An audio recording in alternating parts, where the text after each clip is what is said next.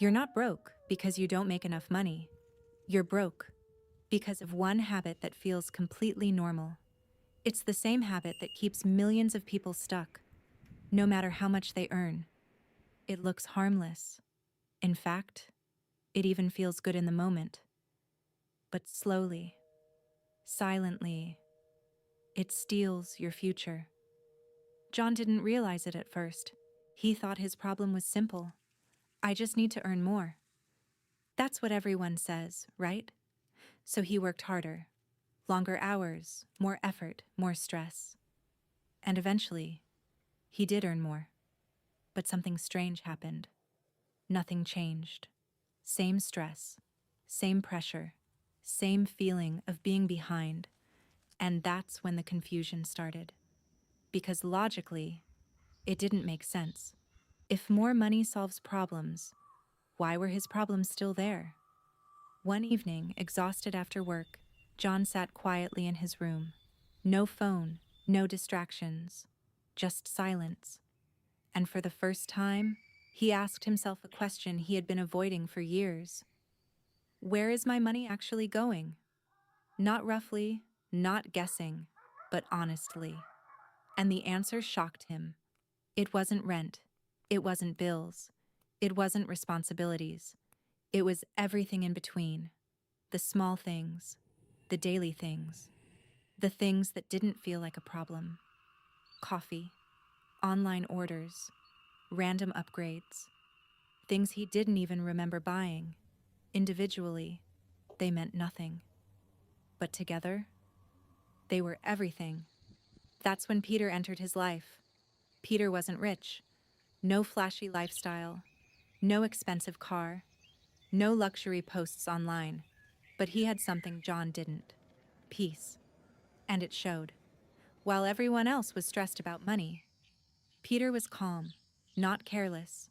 Not lucky. Just calm. One day, John couldn't hold it in anymore. He asked, "How are you not stressed about money?" Peter looked at him and said something simple. "Because I don't play the same game." John frowned. "What game?" Peter leaned back and said, "The game of trying to look successful, instead of actually being free." That sentence didn't make sense immediately, but it stayed. It lingered. Because deep down, John knew something wasn't right. Peter continued, "Most people think money problems come from low income. But that's not true. They come from invisible habits. Habits that feel normal. Habits that society rewards. Habits that nobody questions. And the most dangerous one? Trying to keep up. John didn't want to admit it, but he saw himself in that. The phone upgrade he didn't need. The clothes he bought for occasions that didn't matter. The lifestyle he was maintaining. Not for himself, but for how it looked. And suddenly, everything became clear. He wasn't living his life. He was performing it. Peter explained it in a way that changed everything. Every time you spend money, you're making one of two choices. Either you're building your life, or you're trying to impress someone. And most people don't even know which one they're choosing.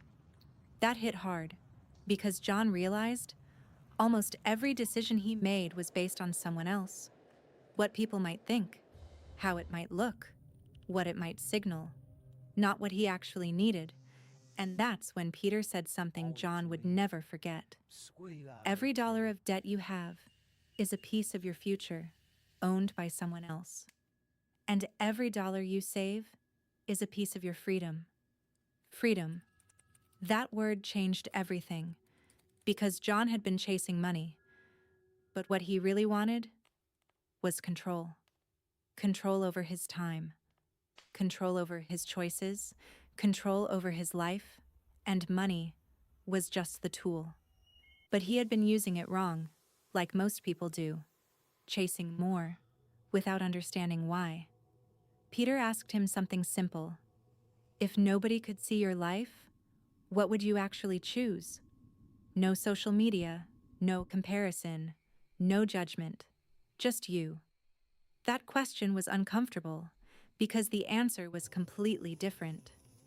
John didn't need expensive things. He needed peace. He didn't need validation. He needed stability. He didn't need more money. He needed better decisions. And that's when everything started to shift. Slowly, not overnight. He didn't suddenly become rich. He didn't suddenly fix everything. But he became aware, and awareness changes everything. He started questioning every purchase, not emotionally, logically. Is this improving my life or just my image? Most of the time, he already knew the answer. He started saving, not because someone told him to, but because he finally understood why. Saving wasn't about the future, it was about now. Every rupee saved was less stress, more control, more options, more freedom. And something strange happened. The less he chased money, the better he became with it. Because he stopped making emotional decisions, stopped comparing, stopped reacting, and started thinking. Peter once told him something that stayed forever. People think rich means freedom, but that's wrong. You can be rich and still trapped. Real wealth is independence. That changed John's definition of success. It wasn't about earning more, it was about needing less. Because the less you need, the more powerful you become. And for the first time in years, John felt something he hadn't felt before. Not excitement, not pleasure, something deeper. Relief. Because he finally understood the truth. The problem was never money, it was how he thought about it. And once that changed, everything else followed. Because at the end of the day, you don't become wealthy by increasing your income. You become wealthy when you stop needing to prove anything, when you stop chasing people who aren't even looking at you, when you stop trading your future for temporary validation and start building a life that actually belongs to you. John thought the problem was money. That's what everyone tells you, right? Earn more, and your life will be better. So he followed that path. He pushed harder, took on more work, said yes to everything, and slowly, his income increased. But so did something else, his stress, because every time he earned more, his lifestyle quietly grew with it. A slightly better phone, a slightly better apartment, more nights out, more I deserve this moments. Nothing extreme, nothing reckless, just small upgrades. That felt completely justified. But one day, something strange happened. John checked his bank account and felt the same anxiety he had years ago. That moment confused him, because how could someone earning more still feel broke? That's when it hit him. It wasn't about how much he made. It was about how much he needed to feel okay. And that number kept increasing. Every time his life improved, his expectations quietly moved ahead, like a finish line that keeps shifting. And no matter how fast he ran, he could never reach it. That's when Peter said something that changed everything. You don't have a money problem, John. You have a comparison problem. John didn't like hearing that, because it was true. Every time he opened his phone, someone was doing better. Better vacations, better lifestyle, better life. And without realizing it, he started measuring his life against people he didn't even know. That's when Peter asked him a question that made him uncomfortable. Tell me honestly, how much of what you buy is actually for you? John didn't answer, because deep down, he knew. A lot of it wasn't for him. It was for approval, for validation, for that silent feeling of, I'm doing okay. But the truth was, the more he tried to prove that, the more insecure he felt. Because no matter what he bought, there was always someone ahead. And that's when Peter said quietly, that game has no finish line. And the longer you play it, the further you fall behind. That night, John sat alone again. But this time, he wasn't confused. He was clear. For the first time, he saw the trap. Not in society, not in money, but in his own behavior. And that realization was the beginning of everything changing. John thought the problem was money.